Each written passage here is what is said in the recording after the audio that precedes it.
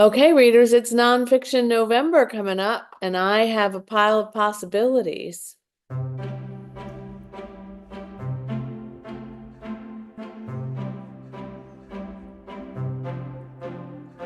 Now, you all know me better than sometimes I know myself. So, I may or may not read from this pile of possibilities, but for the moment, this seems like something that I want to do. So, we'll see how this goes. I have a couple loose ends.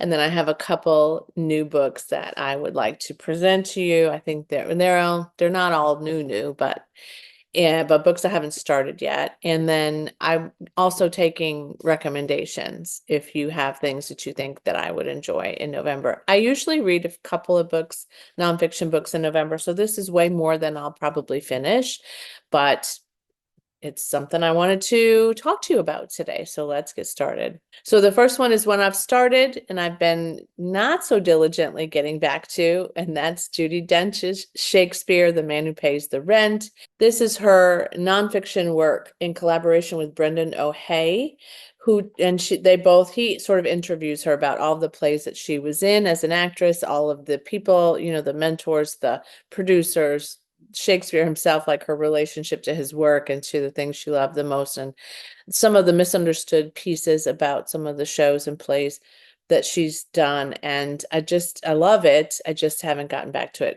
I mean, this cover, it's just a beautiful book. So I would like to tie that loose end up a little tighter. This was my nonfiction pick that you chose for the last quarter of this year. And if I worked on it in November, that would make me very happy. This is The Residence Inside the Private World of the White House, which is dubbed as the Downtown Abbey for the White House staff by Kate Anderson Brower. And I'm kind of in that mood lately. Just not long ago went to DC, still have a love for DC. Have a friend who just moved to DC. We've been talking about that experience. And yeah, I think that November would be a good time for me to get to that. I may be able to find that on audiobook. I haven't tried yet. Another loose end is Ann Patchett's essays called These Precious Days. I've read several of them. I have a couple of them. One of them I'm just starting. I've marked here. One of them I'm in progress on. This is the one about knitting.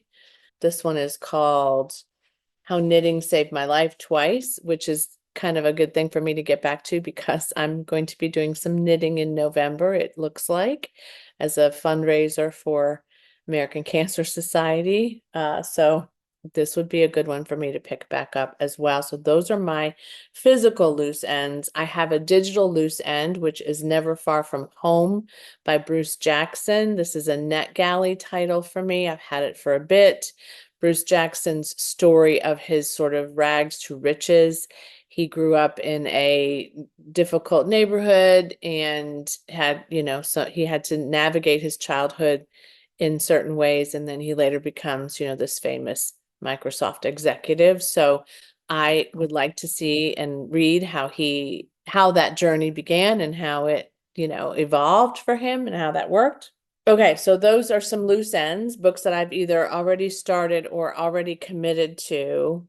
And then here are the books that are new. So one of them is an audiobook I don't own. I have found it on Everand, and that is The Storyteller, which is a memoir by Dave Grohl.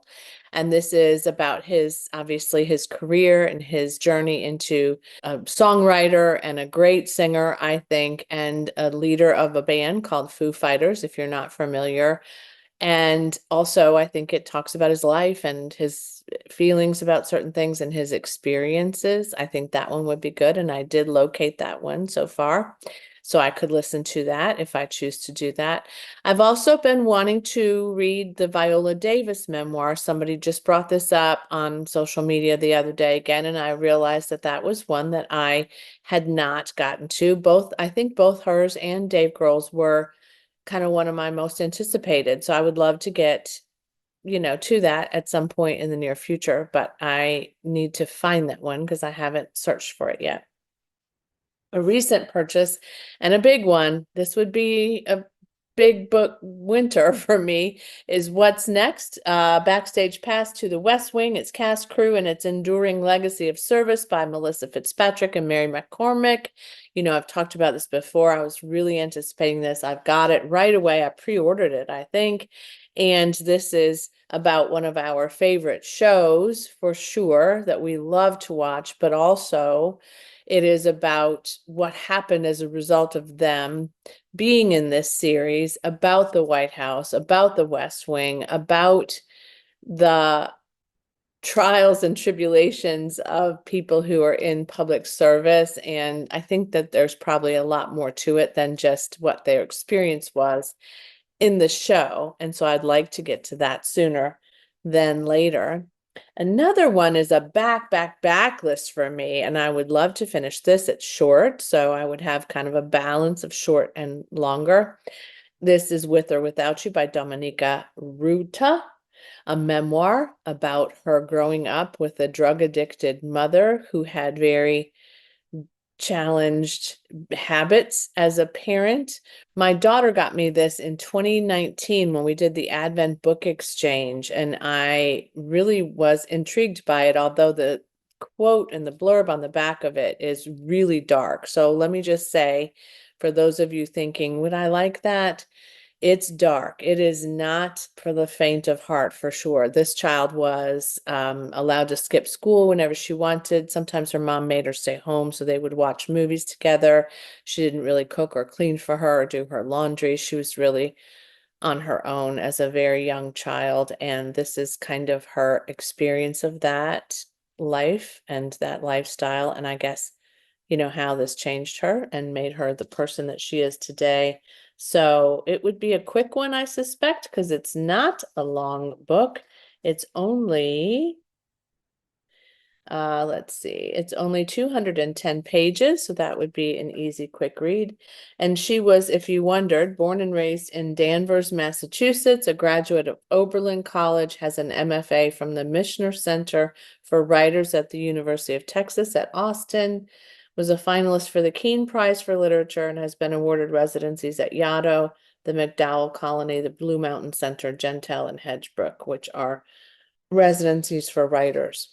Clearly, she is living a great life and has probably written a tremendous memoir that maybe is not well known. So for those of you who like it when I share books that are not well known, that one is one of them, and hopefully that helps you with the fact that I'm sharing one that's very well known, which is the David Grann's book, The Wager, the story of a shipwreck, mutiny, and murder. This one was the book of the year for a number of people, bestseller, highly, highly discussed. And I went down that train because I heard a lot of people saying how quick it was to read, how fascinating it was. I have not read anything by David Grann. I have watched Killers of the Flower Moon, but I have not read that either, although we did end up purchasing it.